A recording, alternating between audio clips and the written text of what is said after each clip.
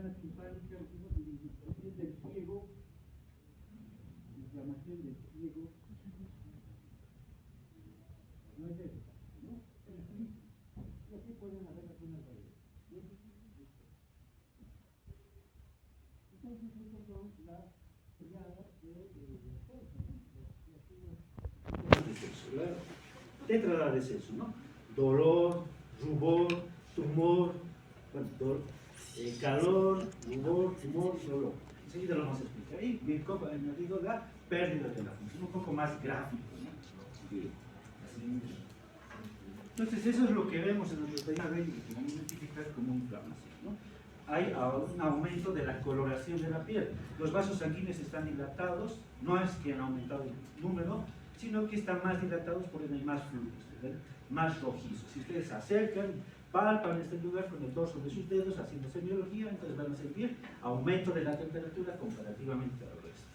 ¿De acuerdo? ¿Qué más van a hacer? Bueno, van a palpar y va a expresar dolor en paciente. ¿Bien? Hay aumento del tamaño, lo que llaman tumor, pero para nosotros no es tumor, sino que lo vamos a denominar edema. ¿De acuerdo? CRPD, calor, rubor, tumor, dolor. CRPD, calor, rubor, tumor, dolor. Y a eso le añaden disminución de la presión. Múltiples estímulos son los que van a desencadenar respuesta inflamatoria. Agentes físicos, químicos, infecciones, traumas. El propio sistema inmunológico puede estar activado constantemente y utiliza como herramienta a la inflamación para poder actuar. Entonces, si el sistema inmunológico específico va a estar hiperestimulado de manera normal, va a utilizar la inflamación como mecanismo de daño o de acción en este caso. La presencia de cuerpos extraños en las heridas o tras un accidente sigue desencadenando inflamación y obviamente la muerte celular se acompaña de inflamación. Es normal, excepto la apoptosis. Bien, ¿cuáles son los objetivos de la inflamación? ¿Qué es lo que tiene que hacer? Dos objetivos son los importantes. El primero es el más importante, que es destruir, anular a la agente lesiva, a la agente patógena. Todo eso se hace para destruir a la agente extraña. Recuerden que no necesita conocerlo primero. Y el siguiente, que es igual de importante, es casi al mismo tiempo de que hace la respuesta de destrucción de ese microorganismo, intenta y activa todos los mecanismos para reparar el tejido. ¿De acuerdo? Bien. Entonces, utiliza para eso dos componentes: los vasos sanguíneos y las células, que están sobre todo en el tejido conectivo y todo lo que trae, los elementos formes que traen los vasos de la sangre, ¿bien? Los vasos sanguíneos. ¿Y cómo los activa estas células y estos vasos? A través de mediadores químicos que se liberan tras la destrucción del tejido, tras la infección de ese tejido, etc. ¿De acuerdo? Lo mismo, tiene que ser modulado y tiene que ser adecuado al grado de la lesión.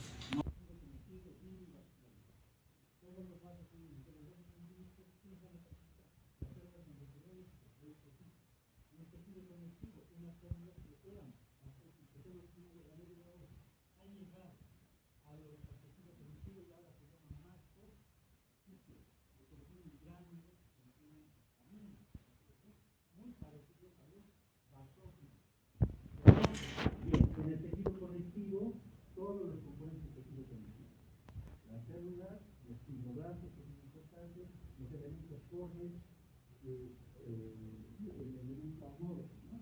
Fibras de colágeno, los musculares, elásticos, los proteinanos, los sabemos ubicar, todo lo que nos tiene en el tejido. ¿De acuerdo? Y el líquido que está en el tejido mismo, todo lo que ahí están las células, la más grande, los macrófagos, ¿de acuerdo? Y los más pequeños nos llamamos los micrófagos o neutrófilos, ¿de acuerdo? Grandes que se tienen con ambos a potencias funcionales y que, bueno, tienen de 3 a 5 lobulaciones. Esa es la característica conocida. En cambio, los macrófagos son grandes, ¿no? En las células, en la sangre se llaman monocitos y en el tejido se llaman macrófagos. Macrófagos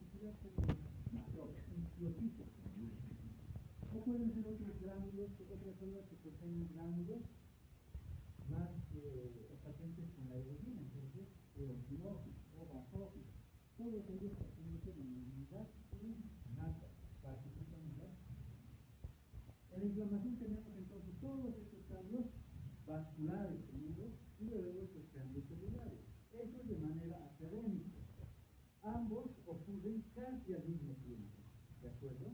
No ocurren por separado. Entonces los cambios vasculares y los cambios celulares todos se deben gracias a la acción de los ingredientes químicos. ¿Cuáles son los cambios vasculares? Algunos de ellos, y bueno, inmediatamente hay una lesión, generalmente en caso de lesión, la corta de velocidad. Lo primero que requiere es el sistema nervioso autónomo, simpático y simpático del sistema nervioso. Primero. Otros no lo requieren. Pero inmediatamente, pasó unos minutos, entonces lo que se denomina es la vasodilatación. Vasodilatación significa aumento de los canales de irrigación. ¿Cuál es vasodilatación? Aquello que son la llave de paso al sistema capilar. Tenemos que entender que diferentes nombres, las arteriolas, existen los precapilares, ¿de acuerdo? Arteriolas musculares, ¿de acuerdo? Y se abre esa arteriolas musculares como abrir la llave de paso de los ojos. Abren el es lo mismo. Si ustedes tienen una carretera de 2 carriles y la convierten en 4 carriles, ¿cómo está el flujo automotor? ¿Aumentado o disminuido normal? Aumentado. Entonces, si hay vasodilatación, significa que estas metaarteriolas, estas que controlan el flujo capilar, han aumentado. Por ende, hay mayor flujo de sangre. ¿A dónde? Al sistema capilar. ¿De acuerdo? Entonces, la vasodilatación hace aumento del flujo sanguíneo. ¿De acuerdo? Y la sangre, saben que tiene plasma, tiene agua. ¿De acuerdo? Cierra la puerta. ¿Qué va a ocasionar eso? El siguiente fenómeno, apertura de los lechos capilares que quizás estaban colapsados, incluso de los lechos derivados. Bien. Sobre ello, bueno, va a haber congestión hiperemia. Ya vamos a aprender en patología general que ambos términos, congestión y hiperemia, significan aumento de contenido de sangre en un órgano. Pero por vasodilatación, más específicamente se llama hiperemia. Vasodilatación aumenta el contenido de sangre en un órgano, específicamente se llama hiperemia. Pero en algunos libros van a encontrar lo como congestión. Ambos. Pero ya van a saber qué es, sobre todo hiperemia. Ocurre otro fenómeno importante en los vasos capilares. Recuerden que los vasos capilares tienen solamente una capa de células endoteliales y su membrana basal. Es aumento de la permeabilidad de la microvascularidad. Normalmente es permeable el agua, pero esta vez está aumentado. Esa es la característica. Todo esto, vasodilatación, aumento de la permeabilidad, va a hacer que salga agua, contenido de plasma, hacia el intersticio, fuera de los capilares. Por ende, el contenido intraluminal de los vasos se va a hemoconcentrar, va a tener menos agua, más elementos, formas y proteínas, relativamente. Esto va a generar un flujo sanguíneo lento. Todo esto hemos hecho para alterar el flujo sanguíneo, que se llama normal, que se llama flujo sanguíneo laminar. Alguien lo dijo. Ahora es un flujo sanguíneo turbulento. Enseguida vamos a explicar, o vamos a recordar. Y gracias a que el flujo sanguíneo laminar se ha vuelto turbulento, los elementos formes de la sangre más grandes se aproximan al endotelio. Y por ende pueden empezar los cambios celulares, que es decir, empiezan a marginarse, se acercan al endotelio, empiezan a rodar, interactuar con su endotelio de manera laxa, luego empiezan a interactuar de manera firme, fija, covalente. Entonces hacen adhesión o pavimentación leucocitaria. Y luego atraviesan el endotelio porque tienen que ir al sitio de la lesión que no está dentro de los vasos. Tienen que pasar el vaso para actuar. Llegan al tejido conectivo. En este paso se llama transmigración leucocitaria a través de la pared del vaso o simplemente diapéresis. Luego llegan al tejido conectivo y tienen que ir al sitio de la lesión. No es aquí, es allá seguramente. Entonces tienen que migrar a ese lugar. A eso se llama quimiotaxis. Y tienen que actuar, son varios cientos de bacterias o miles de bacterias, entonces tienen que rodearlas todo lo posible. Y eso se llama ¿qué? Conglomeración. Y tienen que ejercer su principal objetivo de la inflamación, que es destrucción del agente lesivo. Para eso, ¿qué hacen? Fagocitosis. ¿De acuerdo? Eso es respuesta inflamatoria. Condiciones normales. Bien, la siguiente. Todos estos participan de manera más esquemática. Aquí tenemos una lesión, una solución de continuidad. Las partes rosadas es piel y la parte central es ausencia de piel. Recuerden que es parte de la inmunidad innata, las bacterias colonizan ese lugar, hay tejido necrótico, entonces eso estimula liberación de sustancias químicas, mediadores de la inflamación, quimiosinas pueden ser, o los mastocitos liberan histamina. Estas sustancias químicas, ¿dónde están más concentradas? En el área de la lesión. Y se van difundiendo, entonces hay menor concentración. Cuando llegan a los vasos sanguíneos que están próximos ahí, activan las células endoteliales y activan los leucocitos que están circulando en este lugar. ¿De acuerdo? Entonces todos se activan y activan la inflamación para poder cumplir con su objetivo, destruir al agente vecino. Entonces eso es lo que hace. ¿De acuerdo? Sí. Utilizan mediadores químicos de inflamación. Vamos a procurar con eso, pero vamos a mencionarlo. Esas son las células que van a participar en el tema. Y cambios vasculares, nos decimos un poco de cambios vasculares.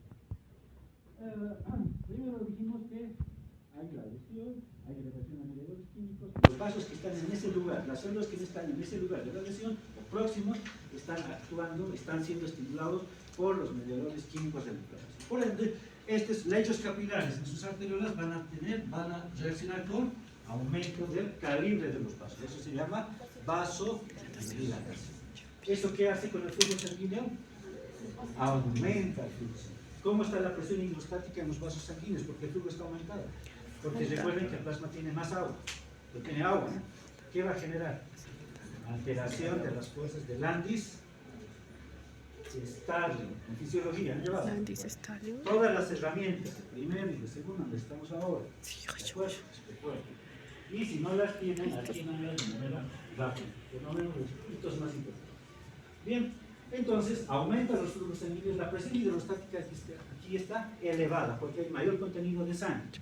Entonces, dentro de los vasos sanguíneos tenemos fuerzas que facilitan la salida de agua, de plasma, hacia el intersticio, tejido intersticial conectivo, ¿de acuerdo? Y otras fuerzas que retienen el contenido de agua dentro y dependen fundamentalmente de las proteínas, y se llama en conjunto presión oncótica o coloidosmótica, cualquiera de los dos. ¿Y quién sintetiza sobre todo proteínas en nuestro organismo? Hígado.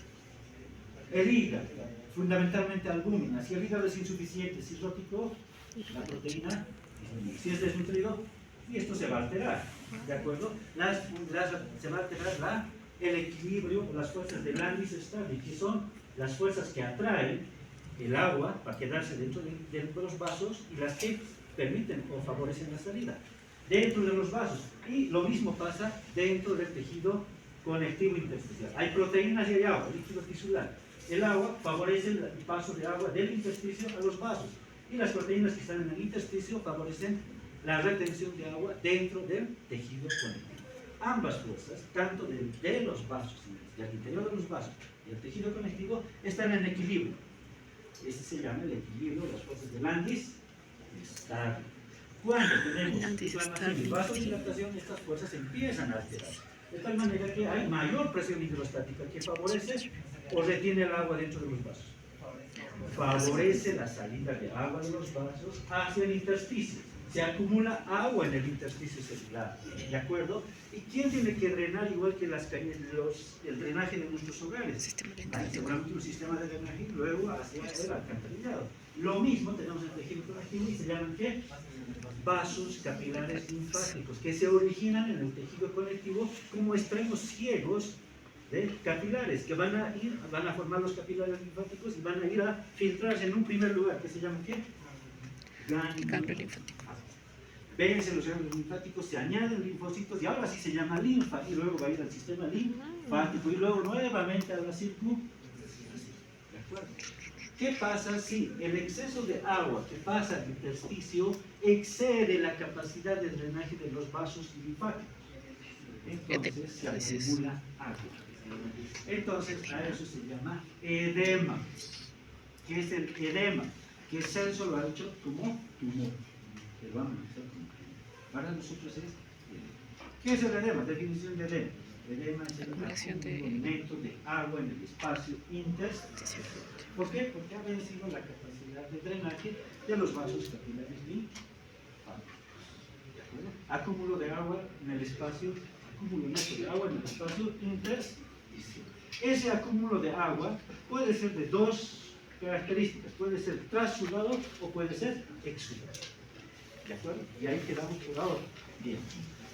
Sale agua, se hemoconcentra, los elementos formes, se altera el flujo sanguíneo, es de laminar a turbulento, eso hace todos los eventos que se llaman marginación, rodamiento, pavimentación, diapédesis, y salen los leucocitos para ir a cumplir su principal función. Bueno, en condiciones normales, en este extremo venular, esto empieza a invertirse, pasa el agua, se retorna y nuevamente el flujo sanguíneo continúa. El flujo sanguíneo en los capilares es lento. Los capilares, recuerden que son los vasos de intercambio de sustancias y de nutrientes. ¿De acuerdo? Bien, esto está bien. Bien, a manera de recuerdo fisiológico. Comparativamente un lecho capilar normal, sin exposición a mediadores químicos de inflamación, y un lecho capilar sometido a los mediadores químicos de inflamación, más apertura de lechos capilares, los vasos de mayor calibre, más flujo sanguíneo, eritema, lo llamamos Celso, ¿de acuerdo? Rubor, ¿de acuerdo?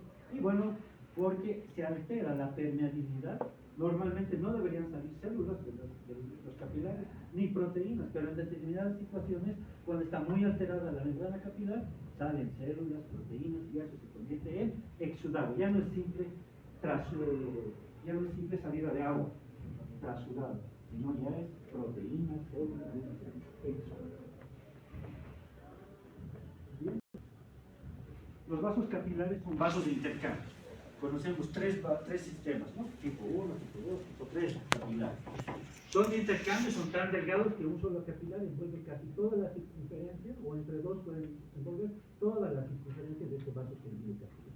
Son de intercambio porque es una simple barrera que tienen que atravesar ellos, ¿no? En algunos lugares es muy importante, recuerdan la barrera hematoencefálica, esta es la barrera hematoencefálica, ¿de acuerdo? La barrera hematotesticular, porque los espermatozoides que se están formando no pueden ser sometidos a, no pueden estar bajo el influjo de los linfocitos, los podrían destruir, ¿de acuerdo?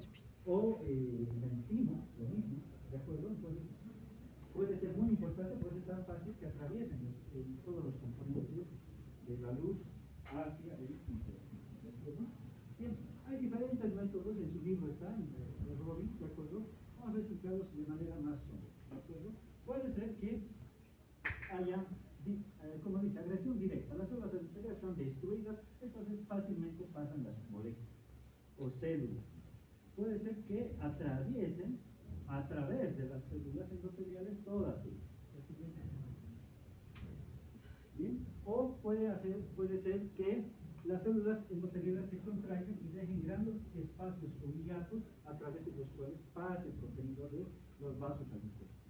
O puede ser que los leucocitos, que tienen una gran carga lítica de enzimas líticas, hayan destruido a las células endoteliales, o los microorganismos, algunos citoplasmas, pueden destruir a las células endoteliales, y bueno, la permeabilidad está aumentada de manera general. Diferentes teorías explican eso.